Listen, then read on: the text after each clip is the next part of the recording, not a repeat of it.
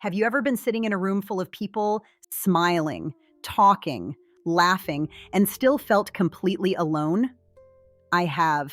And for a long time, I didn't understand why. Because if someone had looked at my life from the outside, they probably would have said I had nothing to complain about.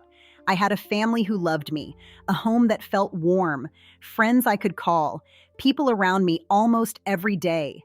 So why did I feel so incredibly lonely? For a long time, I thought loneliness only happened when people had nobody. Nobody to talk to, nobody to love, nobody to spend time with. But after 50, I discovered there's another kind of loneliness, the kind that quietly settles into your heart even when you're surrounded by people. And somehow, that kind hurts even more. I remember one afternoon so clearly. The house was unusually quiet, not because anything was wrong, just because life had changed. The children weren't running through the hallway anymore.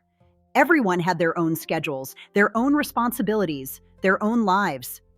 I poured myself a cup of coffee, sat down by the kitchen window, and for the first time, I noticed how quiet everything had become. I remember thinking, when did the house get so silent? But if I'm being honest, it wasn't the house that felt empty.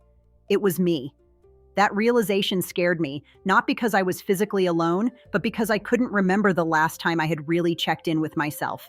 For years, my life had been full, not necessarily of the things I loved, but of responsibilities. Taking care of everyone, remembering birthdays, planning meals, helping with homework, working, cleaning, making appointments, worrying about everyone else's happiness. I had become so busy taking care of other people that somewhere along the way, I quietly disappeared. Not all at once, just little pieces at a time. One day I stopped reading books because I didn't have time. Another day I stopped taking long walks because there was always something more important to do. Then I stopped calling friends as often, stopped painting, stopped sitting outside with my coffee in the mornings, stopped asking myself what I wanted. I didn't notice any of it while it was happening because life was busy. Life always gave me another reason to postpone myself. I'll do that next week.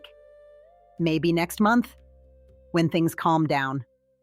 But somehow, things never calmed down. Years passed, and one afternoon, I realized I didn't really know the woman sitting at that kitchen table anymore. That sounds dramatic, but maybe you've felt something similar. You look in the mirror, you recognize your face, but something feels different. You're still you, and yet, you don't quite feel like yourself. I thought there was something wrong with me. Maybe I wasn't grateful enough. Maybe I needed a hobby. Maybe I simply had too much free time. Then menopause arrived. Or maybe I should say, I finally realized it had already arrived. Because looking back now, I can see that many of the emotions I was carrying weren't just about getting older. Hormonal changes were affecting me in ways nobody had ever explained. I expected hot flashes. I expected night sweats. I expected a few physical changes. I never expected loneliness. No one had warned me that I might suddenly feel disconnected, not only from other people, but from myself. That was the hardest part. It wasn't that my family stopped loving me. They didn't. It wasn't that my friends disappeared. They didn't. It wasn't that I suddenly had nobody. I did. The problem was much quieter than that. I had spent so many years introducing myself as someone else's everything that I no longer knew who I was when everyone else didn't need me quite as much. And that's a strange feeling, a painful one, especially for women, because so many of us build our identity around caring for others. We become mothers, wives, caregivers, problem solvers, the dependable one, the strong one, the one who always says, "Don't worry, I'll take care of it." Until one day, there isn't quite as much to take care of anymore. And instead of feeling free, we feel lost. Nobody prepares us for that. They tell us our bodies will change. They tell us our hormones will change. But very few people tell us that our identity may begin to change too. And when your identity begins to shift, loneliness often walks in quietly beside it. Not because you've lost the people you love, but because you've temporarily lost the woman you've always known yourself to be. If you're feeling that today, I want you to know something. You are not strange, you are not selfish, and you are certainly not the only woman who has ever sat in a quiet house wondering, who am I now? Because I asked myself that very same question. more than once. And finding the answer turned out to be one of the most beautiful journeys of my life. There was one question that stayed in my mind for weeks. Who am I when nobody needs me right this minute?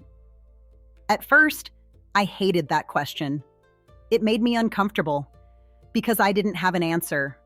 For so many years, my calendar had been filled with everyone else's needs. School events, doctor's appointments, family dinners, work deadlines, birthday parties, grocery lists, laundry, phone calls. Life had become one long checklist, and somewhere between checking things off and making sure everyone else was okay, I quietly stopped asking one very important question. What brings me joy?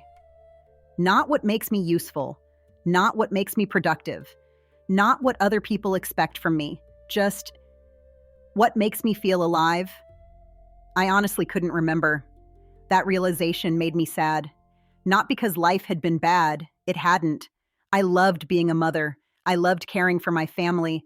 I loved building a home. I would do those things all over again. But somewhere along the way, I accidentally convinced myself that taking care of me could always wait until tomorrow. Tomorrow became next month became next year. Then one day I looked around and realized I had spent years keeping everyone else's light shining while quietly letting my own grow dim. One morning, I decided to do something that felt almost ridiculous. I made myself a cup of coffee. Not because I was rushing out the door, not because I needed the caffeine, just because I wanted to sit outside for 15 minutes, that's all. 15 quiet minutes. No phone, no television, no laundry waiting in the background. Just me. At first, I didn't know what to do with the silence. Have you ever noticed that? When we've spent years constantly busy, stillness can actually feel uncomfortable. My mind immediately started making lists. You should clean the kitchen. You forgot to answer that message. You should probably start dinner early. I almost stood up, almost. But instead, I stayed. And little by little, something inside me became quieter. It wasn't a magical moment. There wasn't beautiful music playing in the background. The birds didn't suddenly sing louder. Life didn't instantly become easier. But for the first time in a very long time, I wasn't taking care of anyone else. I was simply sitting with myself. And strangely, that felt unfamiliar. That's when I realized something. Loneliness isn't always the absence of people. Sometimes it's the absence of yourself. I had been physically present in my own life for years, but emotionally, I had quietly moved out.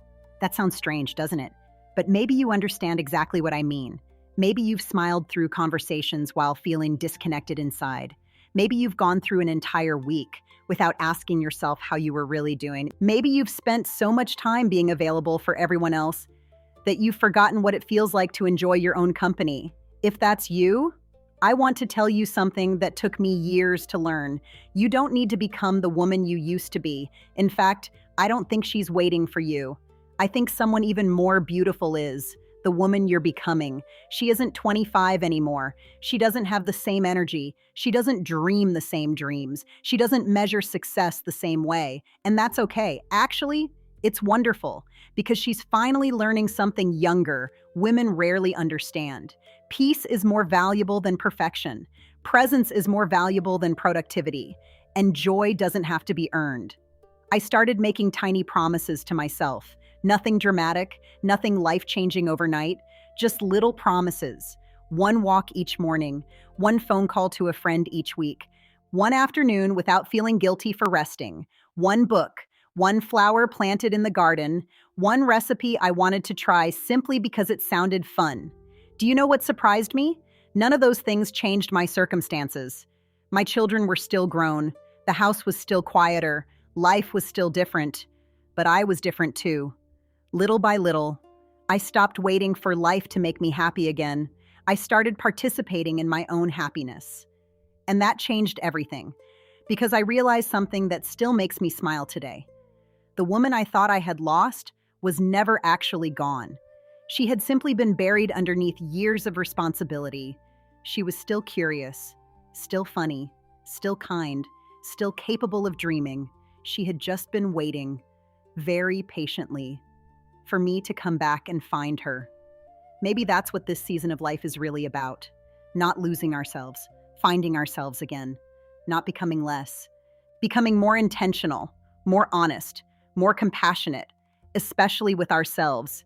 And maybe, just maybe, that quiet house wasn't empty after all. Maybe it was finally quiet enough for me to hear my own heart again.